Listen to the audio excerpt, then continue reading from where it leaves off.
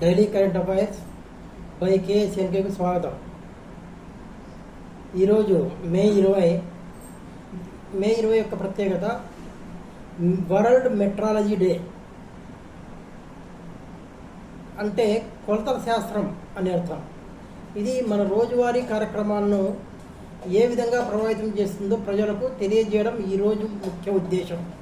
అంతర్జాతీయ వార్తల విషయానికి వస్తే, Norway, Finland, Sweden, Ireland, Denmark ప్రధానులతో ఈరోజు భారత ప్రధాని మోడీ ముచ్చటించారు.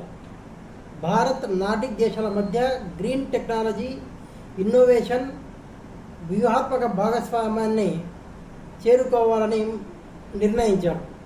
మూడో ఇండియా నార్డిక్ సదస్సులో నిర్ణయం జరిగింది. సైన్స్ అండ్ టెక్నాలజీ విషయానికి వస్తే, పెంకు లేకుండానే గుడ్లను పొదిగారు.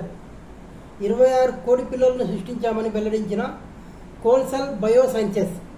జాతీయ వార్తల విషయానికి వస్తే, సుప్రీంకోర్టు చాలా తీవ్రమైన నిర్ణయం తీసుకుంది. వీధి కుక్కలకు కారణ మరణం. ప్రజలకు ముప్పుగా మారిన శునకాలను తొలగించాలని ఒక మంచి నిర్ణయం తీసుకున్నట్లుగా సుప్రీంకోర్టు సంచలన తీర్పిచ్చింది. పిల్లలు, వృద్ధులు ప్రాణభయంతో బతకడాన్ని చూస్తూ ఊరుకోలేం. గౌరవంగా జీవించే హక్కు అంటే స్వేచ్ఛగా తిరిగే హక్కు కూడా. ఆదేశాలు అమలు చేయని అధికారులపై కోర్టు ధిక్కరణ చర్యలు తప్పవు అని సుప్రీంకోర్టు తీర్పునిచ్చింది.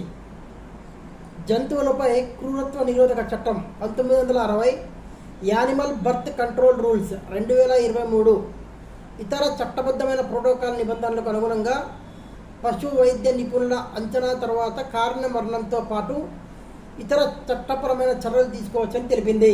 రాష్ట్ర వార్తల విషయానికి వస్తే, ఏపీలో 14 గ్రీన్ ఎనర్జీ ప్రాజెక్టులు.